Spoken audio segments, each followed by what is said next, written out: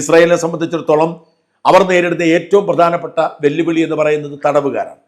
48 തടവുകാർ. Israel ജൂതന്മാരായ 48 പേർ ഇപ്പോഴും ഹമാസിന്റെയോ മറ്റ് ഫലസ്തീനി ഭീകര സംഘടനകളുടെയോ നിയന്ത്രണത്തിലാണ്, അവരുടെ തടവറയിലാണ്. അവരെ വിട്ടുകിട്ടണമെന്ന് ആവശ്യപ്പെട്ടുകൊണ്ട് ആയിരക്കണക്കിന് ആളുകൾ ഇസ്രായേലിൽ പോലും സമരം ചെയ്യുന്നുണ്ട്. അവർക്ക് അത് മാത്രമാണ് പ്രശ്നം. ഇസ്രായേൽ സേന ഗാസയിൽ ആക്രമണം നടത്തുമ്പോൾ അവരുടെ ജീവൻ അപകടത്തിലാകും എന്ന് ഭയന്ന് ബന്ധുക്കൾ ബഹളം വയ്ക്കുകയാണ്. 20ഓളം പേർ ജീവനോടെ ഉണ്ടെന്നും 28 പേരുടെ മൃതദേഹമുണ്ടെന്നുമാണ് റിപ്പോർട്ടുകൾ. ഈ 48 പേരെയും തിരിച്ചു കിട്ടുക എന്നത് ഇസ്രായേലിന് പ്രധാനപ്പെട്ടതാണ്. ആ 48 പേർ അവിടെ ഉള്ളത് കൊണ്ട് മാത്രമാണ് ഇസ്രായേലിനെ ഈ ടണലുകൾ ആക്രമിക്കാൻ കഴിയാത്തത്. അല്ലെങ്കിൽ ഇസ്രായേൽ ബങ്കർ ബസ്റ്ററുകൾ വഴി ടണലുകൾ തച്ചുടയ്ക്കുമായിരുന്നു. അത് തന്നെയാണ് ഹമാസ് നേരിടുന്ന വെല്ലുവിളിയും. ഹമാസിന് മുമ്പിലുള്ള ഏക പിടിവള്ളി എന്ന് പറയുന്നത് ഈ 48 പേരാണ്. ഇവരെ വിട്ടുകൊടുത്താൽ, ജീവനുള്ളവരെയും ഇല്ലാത്തവരെയും വിട്ടുകൊടുത്താൽ പിന്നെ ഇസ്രായേലിന് എന്ത് വേണമെങ്കിലും ചെയ്യാം. അതുകൊണ്ട് ഹമാസ് അതെങ്ങനെ ചെയ്യുമെന്നൊരു പ്രതിസന്ധിയിൽ ഹമാസ് നേരിടുകയാണ്. ഇസ്രായേൽ തൽക്കാലം അവരെ കിട്ടട്ടെ എന്ന് കരുതി കാത്തിരിക്കുകയാണ്. ഇതാണ് ഇതിന്റെ ഏറ്റവും പ്രധാനപ്പെട്ട പ്രശ്നം. അതുകൊണ്ട് തന്നെ ഹമാസ് പറഞ്ഞ വാക്ക് പാലിക്കുമെന്ന വിശ്വാസം ആർക്കുമില്ല. ഈ കരാറിൽ ആദ്യത്തേത് വെടിനിർത്തലാണ്. ഇസ്രായേൽ വെടിനിർത്തണം. ഇസ്രായേൽ ഏതാണ്ട് ഭാഗികമായി അത് നിർത്തിയിരിക്കുന്നു. ചർച്ച തുടങ്ങുന്നതിന് മുൻപ് തന്നെ ഏതാണ്ട് ശനിയാഴ്ച മുതൽ ഇസ്രായേൽ ഗാസയിൽ ബോംബിടുന്നത് അവസാനിപ്പിച്ചിരിക്കുകയാണ്. പൂർണ്ണമായി അവസാനിപ്പിച്ചു എന്ന് പറയാൻ കഴിയില്ല. ചെറിയ തോതിൽ ബോംബാക്രമണം നടത്തുന്നുണ്ട്.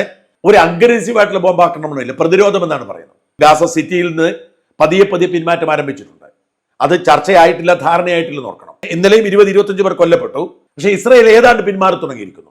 ഇനി അടുത്ത പടി എന്ന് പറയുന്നത് ഇവർ തമ്മിൽ കരാറിലെത്തുക. ഈ കരാറിലുള്ള ചർച്ചയാണ് ഇപ്പോൾ നടക്കുന്നത്, ഇന്ന് ആരംഭിച്ചിരിക്കുന്നത്. ഈ കരാറിന്റെ ഭാഗമായി വളരെ പ്രധാനപ്പെട്ട 2 കാര്യങ്ങൾ ചെയ്യേണ്ടതുണ്ട്. ഒന്ന്, ഈ 48 പേരെ വിട്ടയക്കണം ഹമാസ്.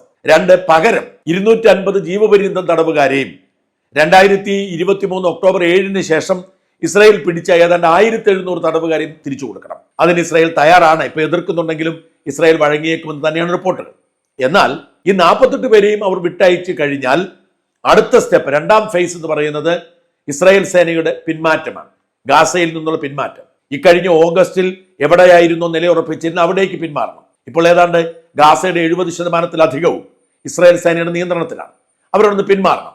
2, ഹമാസ് പൂർണ്ണമായും നിരായുധീകരണം നടത്തണം. അതായത് മുഴുവൻ ആയുധവും താഴെ വയ്ക്കണം. ഇതിലേക്ക് ഹമാസ് വരുമോ എന്നതാണ് പ്രശ്നം. 2ാം ഘട്ടത്തിലേക്കൊന്നും പോകുന്നതിനെ കുറിച്ച് ഇപ്പോൾ ഇസ്രായേൽ ചിന്തിക്കുന്നില്ല. ഇസ്രായേൽ ആദ്യവും അവസാനവുമായി പ്രതീക്ഷിക്കുന്നത് തടവുകാരുടെ മോചനമാണ്. തടവുകാർ മോചിപ്പിക്കപ്പെട്ടാൽ പിന്നെ കാര്യങ്ങൾ എളുപ്പമായി, പിന്നെ നെഗോഷിയേഷൻ എളുപ്പമായി. ഇസ്രായേലിന് മുമ്പിൽ വഴങ്ങുന്നില്ലെങ്കിൽ എന്തും ചെയ്യാം എന്നുള്ള ധൈര്യത്തിലാണ് ഇസ്രായേൽ മുമ്പോട്ട് പോകുന്നത്.